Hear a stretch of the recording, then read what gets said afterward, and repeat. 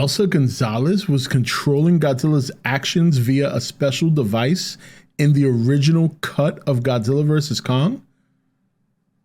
Holy shit.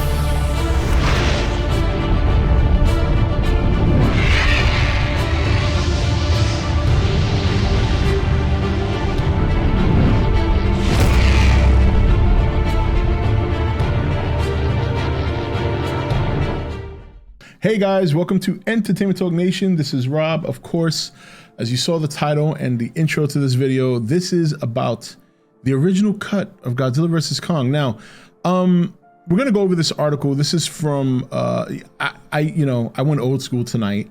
This is from Screen Rant, and I decided to troll the internet to see if I could find anything interesting to make a video about, any news or anything. And I found this, and this is interesting. Now, look, I'm not saying that I found like something. This has been posted since January 16th of this year, so this is about 2 weeks old.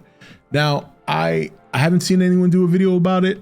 I haven't seen it talked about in the nation, but that's not to say that a video wasn't done by somebody, maybe like Danger, because I don't get Danger Reveals all his videos, and he seems to be doing, he seems to do content pretty regularly, so he might have done a video about this. I'm not sure, but I didn't see anyone talk about this. And I didn't see it posted on the Nation Facebook page. Nobody on Twitter sent me, added me to show me this. So I'm just going to share it just in case. But many of you guys probably know all this already. But because I thought some of this was pretty interesting. And again, I didn't hear anyone talk about it. So I wanted to at least bring it up for a conversation. But I wouldn't be surprised if you guys know exactly what this is all about. So I'm just going to read the article through and then we'll just talk about it. A scrapped Hollow Earth set piece from Godzilla vs. Kong could have made Kong's ending even better. Godzilla vs. Kong wasn't the first time the two titans had clashed on screen, but that did little to dampen anticipation for the 2021 blockbuster. Adam Wingard's crossover movie wisely moved the story along at a quick pace and kept the human drama to a minimum.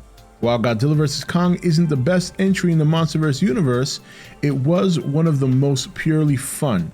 It was also a sizable hit during the pandemic, with Wingard signed on for Godzilla vs. Kong 2, or as we know, Godzilla and Kong. Godzilla vs. Kong also introduced the audiences to the Hollow Earth, a subterranean ecosystem that was the original home of the Titans.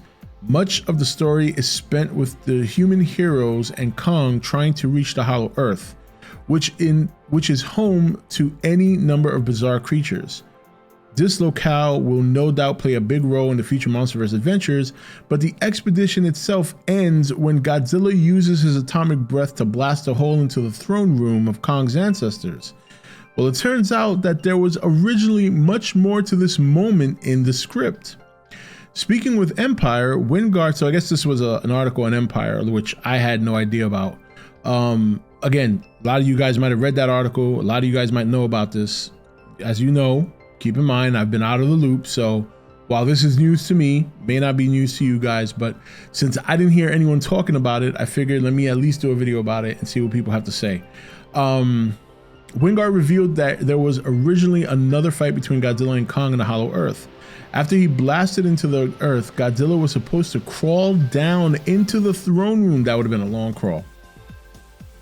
Into the throne room where he and fellow Alpha Titan Kong would have duked it out. According to the director, despite the sequence being heavily storyboarded, they couldn't figure out a way to make it stand out from the other two fights, so he decided it would be more impactful to cut it. That said, having a fight in the throne room would have added more thematic weight to Godzilla vs. Kong's ending, which I do agree with that. But I think I know, I can understand why he cut it. The Monster vs. Kong only truly became King Kong when he sat on the throne of his ancestors, having Godzilla smash into the throne room and challenge his status as an obvious subtext to it.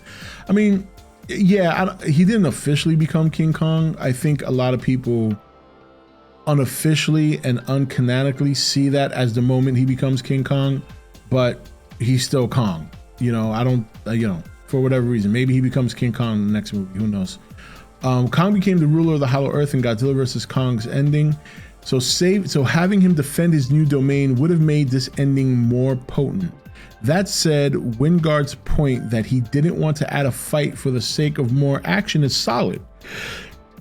Plus, it might have been awkward to end with two monsters then crawling out of the throne room to continue their battle in Hong Kong. Yeah, that would have been weird. Like, how would that have worked? Godzilla vs. Kong underwent some big changes during post-production. While this might signal trouble between Wingard and the studio, it was the filmmaker himself who deemed these changes necessary. He felt Godzilla vs. Kong needed to be less than 2 hours and thus removed several character arcs and subplots. This includes the near total removal of Lance Reddick as the director of Monarch and lessening of the latter organization's role in the plot. A sequence where Godzilla attacks a Monarch base was also deleted, which is interesting. Well, we'll get to that in a minute. The character of Ren Serizawa, Shunoguri, was also vastly reworked. The final Godzilla vs. Kong doesn't even reveal he's the son of Ken Watanabe's late Dr. Serizawa, and his original introduction meeting Alexander Skarsgård's Lin in a bar was dropped. A reporter played by Jessica Henwick was cut entirely. Oh, it would have been nice to see her. As was, I think is she gonna be in the next one? For some reason, I think well, we'll go over it. We'll do a video on the current cast of the movie sometime soon. Was cut entirely, as was a return appearance by Zhang Ziyi from King of the Monsters. It was also revealed that Elsa Gonzalez's Maya had been controlling Godzilla's actions via a special device, which originally explained why he was rampaging around the world. So it sounds to me like this was the story before Mechagodzilla was implemented into the movie, because we know that the reason he was going on a rampage, specifically targeting Apex, was because he was sensing Ghidorah. You know, they were obviously developing Mechagodzilla using Ghidorah's head. So, but it looks like in the original cut, it looks like Maya had some sort of device, maybe similar to the Orca device, that maybe it was reworked by Apex in such a way to actually be able to control Godzilla. So that was scrapped. Obviously, we know about Ren Serizawa. I went over that storyline in a video or live stream some time ago in detail, because if you want to know Ren Serizawa's true story, you can get it in the novel, the Godzilla vs. Kong novel. Godzilla and Kong fighting in the throne room, it wouldn't surprise me if we see something similar to that in the next movie, because it sounds like it was storyboarded, but it was never shot. So it's not like they would do stock footage, but they might find a better reason for them to fight in Hollow Earth now. It wouldn't surprise me if something similar to that is used in the second movie, because I do think they're going to duke it out at least once. And just, I mean, there's some, I mean, we do recall that the movie was cut. I think a couple of people were saying like 5 hours. I don't know if that's official, but we do know there was a lot cut from the movie. So an extra fight scene between Godzilla and Kong, obviously more detailed story on Ren Serizawa, a more detailed story about Monarch, a more detailed story about Lance Reddick's character being the director of Monarch, and then Godzilla attacking a Monarch facility, which I would think is what Maya had him do.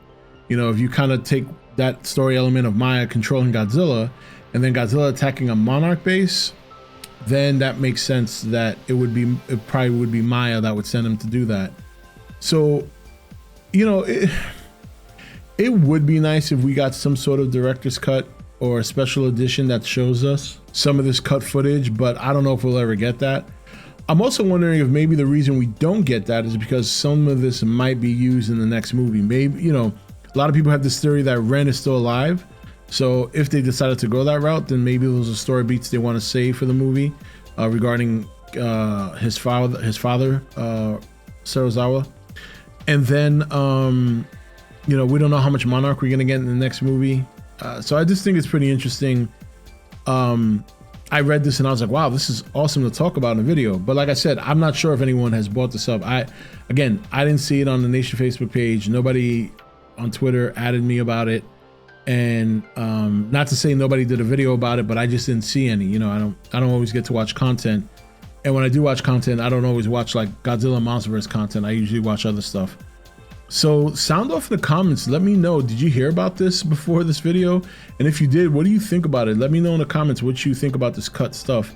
I think it was cut for good reason, but it's interesting to see what kind of direction they were going in. And it makes me wonder how long before they decided to go the Mechagodzilla route.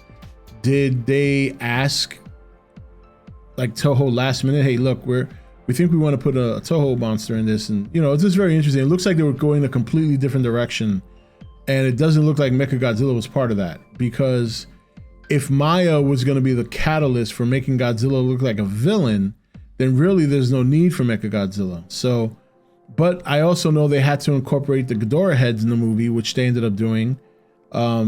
So it's pretty interesting. They didn't even really get into, because remember, if what we hear is true about it being 5 hours worth of cut content, or rather the movie being a total of 5 hours and they cut 3 of it, it sounds like they almost had a whole different other movie filmed, or at least storyboarded before they went with the one we got. So yeah, I'm interested to see what you guys have to say, and I'm interested to see if anybody read this or heard about this article.